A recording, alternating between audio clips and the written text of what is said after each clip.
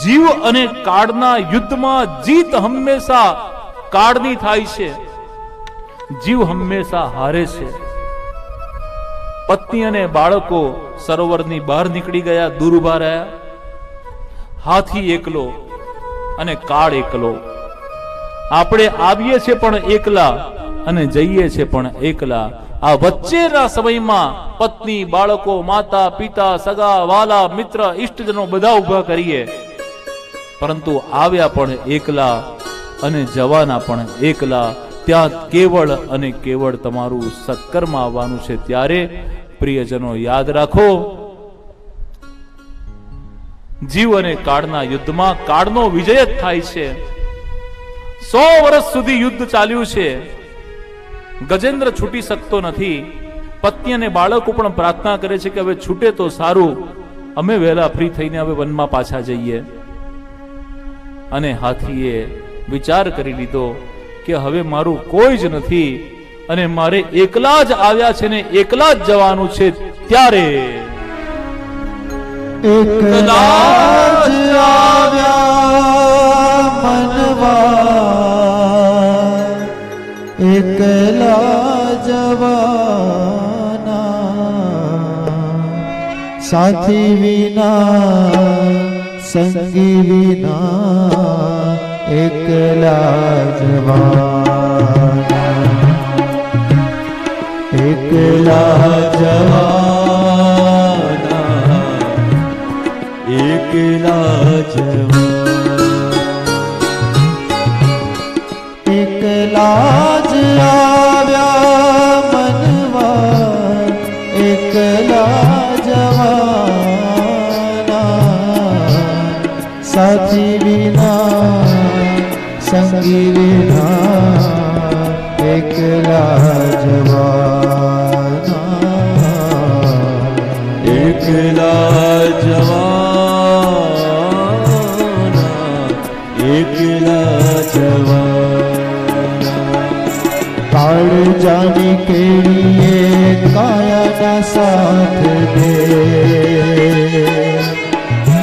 કાળી કાળી રાતડીએ છાયાના સાથ દે. કાળ જાની કેડીએ કાયાના સાથ દે,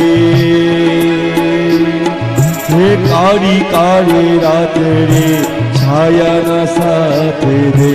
કાયાના સાથ દે ભલે, છાયાના સાથ દે ભલે,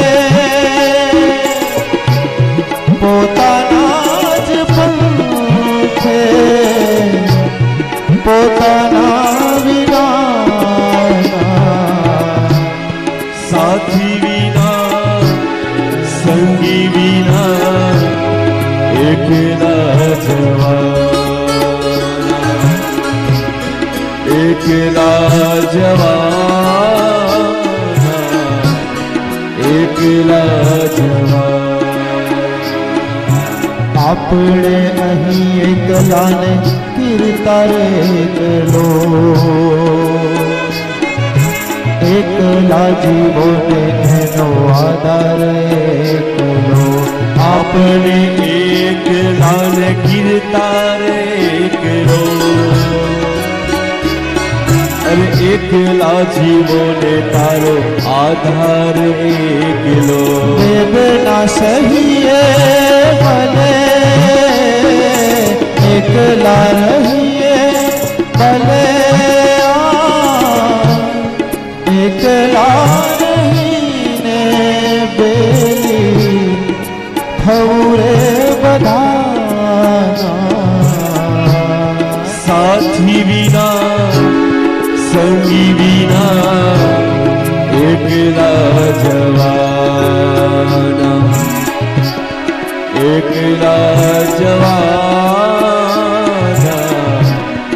એકલા જવાના, એકલા જવાના, એકલા જवाना।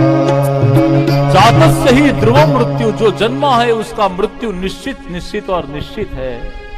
और ये मार्ग जब निश्चित है तो फिर भय क्यों।